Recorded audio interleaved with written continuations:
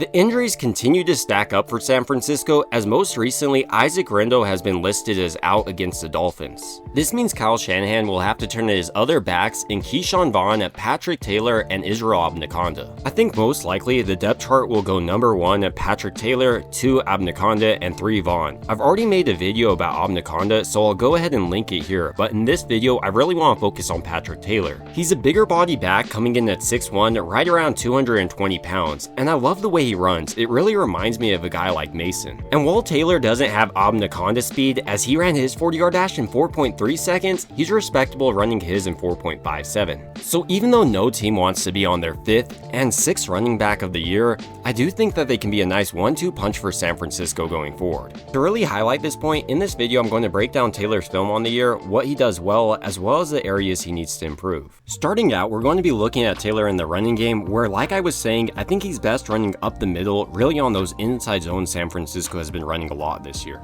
On this Cowboys play, for instance, San Francisco is running one of those zone concepts I was mentioning. The linemen are stepping play side as well as attempting to get vertical to create those cutback lanes San Francisco's backs are looking for. But what I really want to focus on this play is how Taylor is doing all the little things right. First, he's taught to read outside in, and with him identifying 97 taking away his outside lane, I love how he hits this defense with a jump cut to take advantage of all this momentum he's created going one direction and come back hard the other way. Then, as I was alluding to earlier, the way he finishes runs really reminds me of Mason. He's looking to punish the defender, and I think this wears on the team as the game goes. In a similar way on this play, San Francisco is running a split zone concept or an inside zone concept, but what I really want to focus on is how Taylor is finishing this run. Specifically, he starts by pressing each one of these gaps hard. He presses this outside gap hard, which gets 2 to flow over in that direction as well as 24. Then he cuts it back hard on this defense, and once he sees 24 in his lane, he decides to just punish him once again.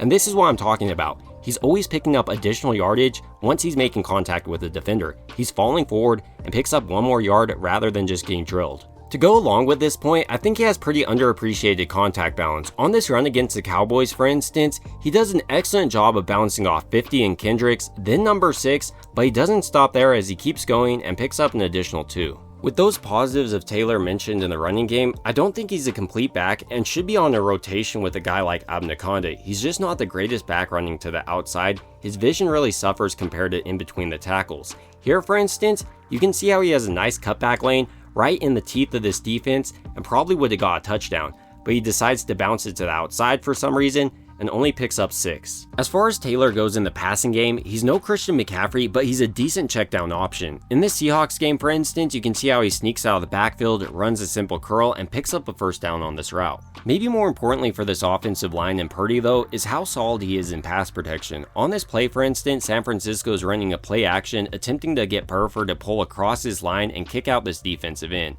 But because he shoots out so wide, he isn't able to get there in time, but I love how Taylor adjusts his block and allows Purdy to step up in the pocket. So even though no team wants to be on their 5th and 6th running back of the year, I think San Francisco can find a lot of success in the running game if they use a rotation of Taylor and Abanikanda going forward. But ultimately, these are just some of my thoughts about what stands out on Taylor's tape, and I want to hear your thoughts down below. It would also mean a ton to me if you could like and subscribe, and as always, I hope you guys have a great rest of your day.